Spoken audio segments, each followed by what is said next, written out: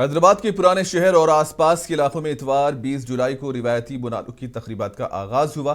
ये एक हिंदू त्यौहार है जो बुनियादी तौर पर तेलंगाना में मनाया जाता है और इस त्यौहार की निशानदेही खवातीन की तरफ से खूबसूरती से सजे हुए बर्तनों को ले जाती हैं जो चावल, गुड़ और दही जैसी पेशकशों से भरी होती हैं। इसी दौरान रियासती वुज़रा पूनम प्रभाकर और कोमट रेड्डी वेंकट रेड्डी ने पुराने शहर के बुनाल त्यौहार में हिस्सा लिया। इस मौके पर पूनम प्रभाकर ने मीडिया से बात की।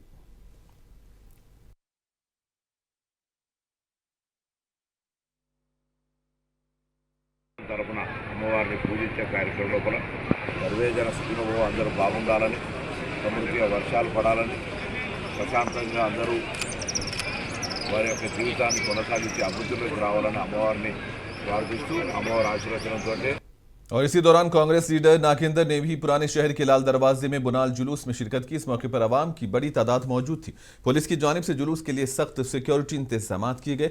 एमएलए नागेंद्र ने जुलूस से खिताब किया।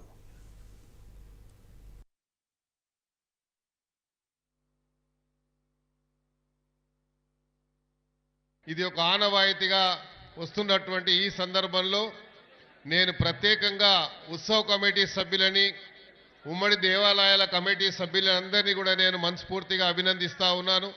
ప్రత్యేకంగా రాష్ట్ర ప్రభుత్వ పరంగా మేము రివ్యూ మీటింగ్స్ ఏర్పాటు చేసినప్పుడు వారు ఇచ్చినటువంటి సూచనల మేరకు మరి ఇక్కడ ఉన్నటువంటి అధికారులు, ప్రత్యేకంగా పోలీస్ సిబ్బందిని నేను అభినందించదలుచుకున్నాను। ఎందుకంటే ఏ ఉత్సవం జరిగినా అది ప్రశాంతమైనటువంటి వాతావరణం జరగడానికి వారు చేస్తున్నటువంటి కృషిని అభినందించాల్సినటువంటి అవసరం ఎంతైనా ఉంది।